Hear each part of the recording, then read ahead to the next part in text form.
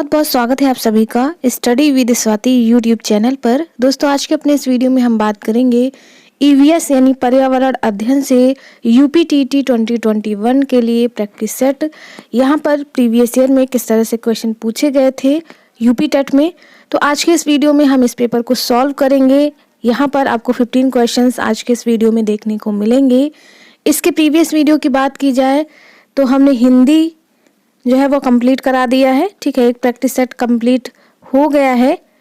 वहीं अगर हम बात करें संस्कृत की तो संस्कृत का भी एक पार्ट हो गया है और ईवीएस का लगभग एक पार्ट कंप्लीट हो गया है, एक या दो पार्ट कंप्लीट हो गए हैं और सीडीपी का भी 2 पार्ट कंप्लीट हो गए हैं। तो आप उन प्रैक्टिस सेट को भी ज़रूर लगा करके जाएं अपने एग्ज़ाम में, क्योंकि एग्ज़ाम में कहीं ना कहीं प्रीवियस ईयर के प्रैक्टिस सेट से ही क्वेश्चन पूछे जाते हैं। दोस्तों, आज के इस वीडियो में हम लगभग 15 क्वेश्चंस को लेकर के बात करेंगे। तो चलिए दोस्तों शुरू करेंगे आज के अपने इस वीडियो। तो क्वेश्चन नंबर 121 से शुरू करेंगे। क्वेश्चन नंबर 121 पूछा है कि गाजर का नारंगी रंग निम्नलिखित में से किसकी वजह से होता है। यहाँ पर आपके ऑप्शन दिए हैं, आपको बताना है कि गाजर में कौन सा ऐसा तत्व पाया जाता है जिसकी वजह से इसका रंग जो है नारंगी होता है। ठीक है, कहने का मतलब यही है। तो गाजर तो 2 प्रकार की होती है, आप सभी जानते हैं। एक तो लाल गाजर होती है, ठीक है, दूसरी कैसी होती है, ऑरेंज होती है या गाजरी होती है या नारंगी होती है। ठीक है, तो 2 प्रकार की गाजर ज़्यादातर हमें देखने को मिलती है। वैसे काली भी होती है, लेकिन मेनली हमें 2 प्रकार की गाजर देखने को मिलती है। तो अगर हम लाल गाजर की बात करें तो लाल गाजर में लाइकोपिन पाया जाता है, लाइकोपिन जो है वह पाया जाता है। वहीं अगर हम बात करें नारंगी गाजर की तो नारंगी गाजर में कैरोटीन पाया जाता है, कैरोटीन। तो इस तरह से आपसे क्वेश्चन घुमा करके पूछ सकता है आने वाले एग्जाम में। जैसे यहाँ पर पूछा है गाजर का नारंगी रंग, वैसे यहाँ पर पूछ सकता है आने वाले एग्जाम में कि गाजर लाल रंग की क्यों होती है। ठीक है, तो लाइकोपिन के कारण लाल रंग की होती है। वहीं अगर नारंगी की बात करें तो कैरोटीन के कारण नारंगी रंग की गाजर हमें दिखती है। करेक्ट आंसर भी हो जाएगा।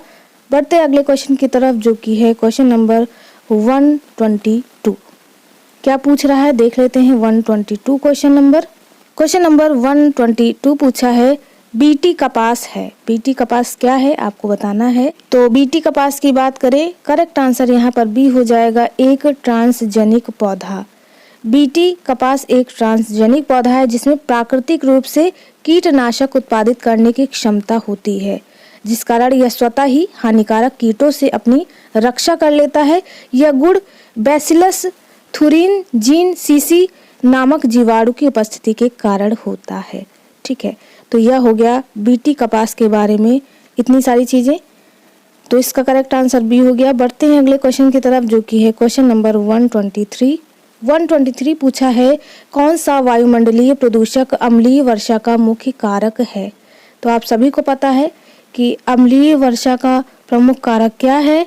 तो जब भी हम बात करते हैं SO2 यानी सल्फर डाइऑक्साइड की, तो सल्फर डाइऑक्साइड में अम्लीय वर्षा जो है देखने को मिलती है। यह वर्षा की बूंदों के साथ मिलकर उसे अम्लीय कर देता है। यानी SO2 जो है वह जो वर्षा की बूंदें हैं उनके साथ मिलकर के उनको अम्लीय बना देता है। अम्लीय वर्षा में जल का pH मान जो होता है वो 4.2 से हमेशा कम ही देखने को मिलेगा।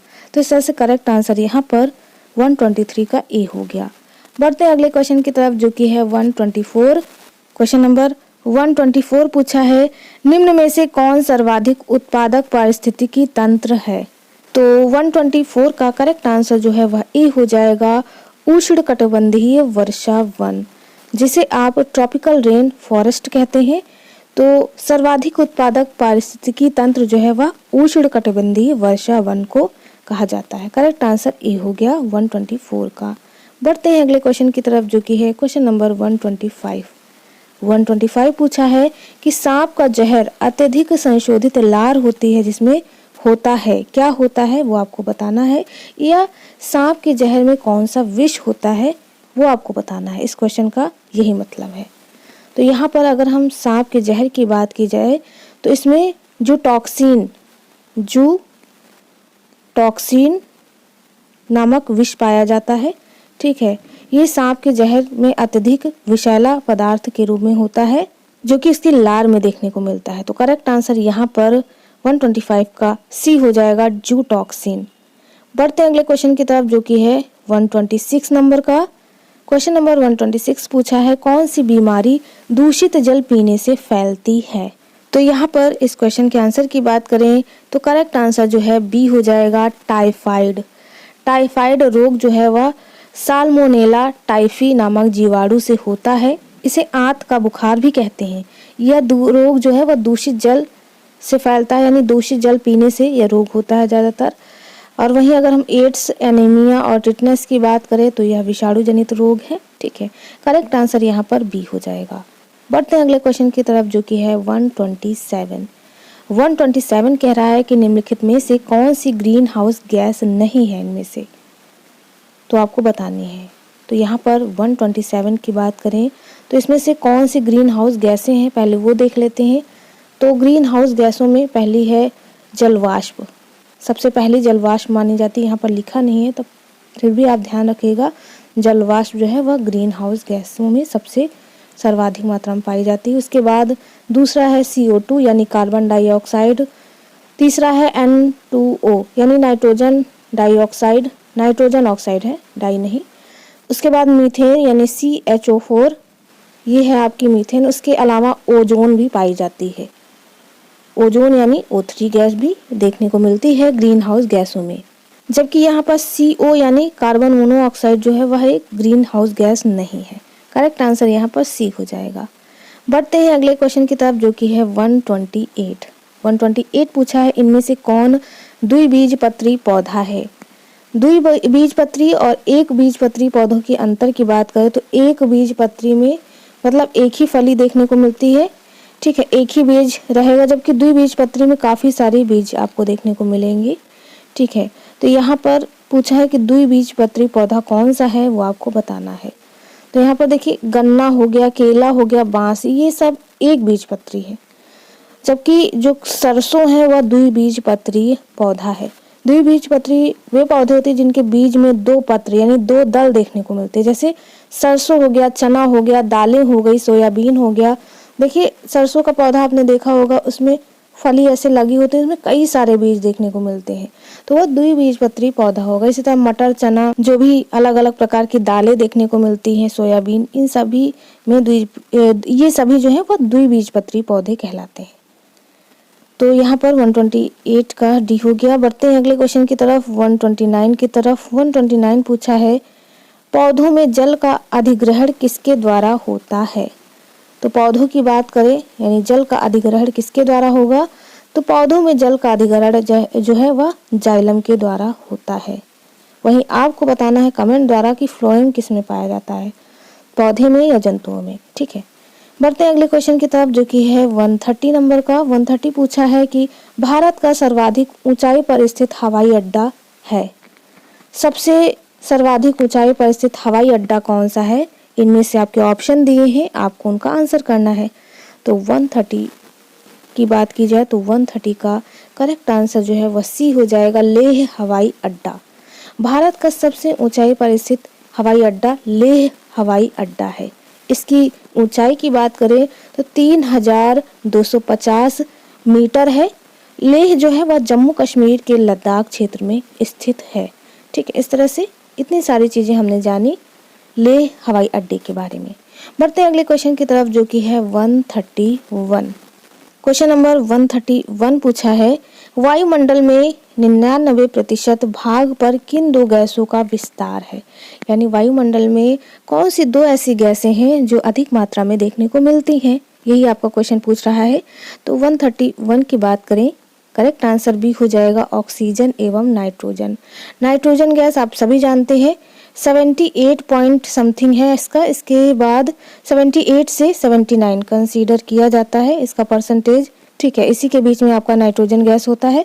वहीं ऑक्सीजन की बात करें तो 20.95 से ये 21% के बीच में माना जाता है। कहीं कहीं आपको 21% देखने को मिलेगा, कहीं कहीं 20.95% देखने को मिलेगा। तो इस तरह से परसेंटेज में थोड़ा हेरा फेरी देखने को मिलती है, लेकिन इन्हीं दोनों गैसों का अधिक विस्तार देखने को मिलेगा वायुमंडल में। करेक्ट आंसर जो है यहाँ पर 131 का बी हो जाएगा। बढ़ते हैं अगले क्वेश्चन की तरफ, जो कि है 132। क्वेश्चन नंबर 132 देख लेते हैं। 132 पूछा है, पर्यावरणीय अध्ययन में शैक्षणिक भ्रमण का मूल उद्देश्य है। अगर आपकी कक्षा ईवीएस की है तो आप बच्चों को शैक्षणिक भ्रमण के लिए ले जाते हैं, तो इसका मूल उद्देश्य क्या है आपका, यही आपका क्वेश्चन पूछा है। तो 132 की बात करें, करेक्ट आंसर बी हो जाएगा, छात्रों के लिए प्रत्यक्ष अनुभव। कहने का मतलब है कि पर्यावरणीय अध्ययन में शैक्षणिक भ्रमण का मूल उद्देश्य छात्रों को प्राकृतिक पर्यावरण के विभिन्न पक्षों का प्रत्यक्ष अनुभव कराना है। जो चीजें आप बता रहे हैं, अगर आप उन्हें प्रत्यक्ष रूप से उन्हें दिखा करके चीजों को बताएंगे तो उन्हें ज्यादा समझ में आएगा। तो यही इसका उद्देश्य है। करेक्ट आंसर बी हो गया यहाँ पर 132 का। बढ़ते हैं अगले क्वेश्चन की तरफ, जो कि है 133। 133 पूछा है कि कार्यकीय रूप से शुष्क मिट्टी की क्या विशेषता है, इसको कैसे पहचानेंगे। तो ये आपके ऑप्शन है, आपको बताना है 133 का आंसर। तो 133 की बात करें, यहाँ पर 133 का करेक्ट आंसर जो है वह सी हो जाएगा, मिट्टी में लवण सांद्रता अधिक होगी। कहने का मतलब है कि कार्यकीय रूप से शुष्क मिट्टी की मुख्य विशेषता यह है कि इस मिट्टी में लवणों की सांद्रता पाई जाती है। ठीक है, करेक्ट आंसर यहाँ पर सी हो गया 133 का। बढ़ते अगले क्वेश्चन की तरफ, जो कि है 134। तो इसे हम छोटा कर लेंगे। ठीक है, अब देखते हैं क्या क्वेश्चन पूछा है। 134 पूछा है कि सतत और व्यापक मूल्यांकन क्यों आवश्यक है। यही आपको क्वेश्चन पूछा है ना, कि सतत और व्यापक मूल्यांकन क्यों आवश्यक है। तो आपके ऑप्शन दिए हैं, आपको आंसर बताना है कि सतत और व्यापक मूल्यांकन क्यों आवश्यक है। तो देख लेते हैं। तो यहाँ पर 134 की बात करें, सबसे पहले आंसर की बात करेंगे। तो 134 का करेक्ट आंसर सी हो जाएगा, निरंतर मूल्यांकन होते रहने से शिक्षार्थियों में परीक्षा का अनावश्यक भय नहीं होता। ठीक है, तो समझ गए होंगे कि इसका अर्थ सीधा सीधा कहने का है कि निरंतर मूल्यांकन होते रहने से छात्रों का आत्मविश्वास जो है वह बढ़ता है तथा उनके मन में परीक्षा का भय समाप्त हो जाता है। इसके द्वारा शिक्षण उद्देश्यों की अधिकतम प्राप्ति होती है। अगर आप सतत और व्यापक मूल्यांकन कराएंगे तो इससे बच्चों का रिवीजन जो है वो अच्छे से होता रहेगा। जो भी आप टॉपिक पढ़ाएं, अगर आपने उसका क्या करते हैं यूनिट टेस्ट ले लिया तो बच्चों का वह अच्छे से मतलब कवर हो जाएगा। जो भी चीज़ें छूट गई वो भी आ जाएंगी, बच्चे अच्छे से पढ़ेंगे उन चीज़ों को, तो उससे उनमें परीक्षा का भय नहीं रहेगा।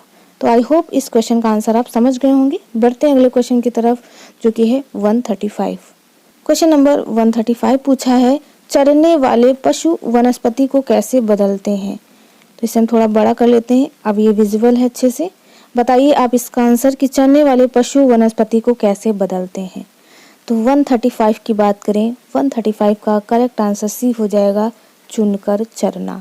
अब चुनकर चरना ये कैसे पॉसिबल है, तो बता देते हैं इसके बारे में भी कि चरने वाले पशु सभी वनस्पति को समान रूप से नहीं चरते, बल्कि वे अपनी मनपसंद की कुछ ही वनस्पतियों को अधिक खाते हैं, जिससे वे वनस्पतियां धीरे धीरे समाप्त हो जाती और उनका स्थान दूसरी वनस्पतियां ले लेती हैं। तो इस तरह से चुनकर चरना जो है वह वनस्पति को बदल देते हैं। करेक्ट आंसर यहाँ पर 135 का सी हो गया।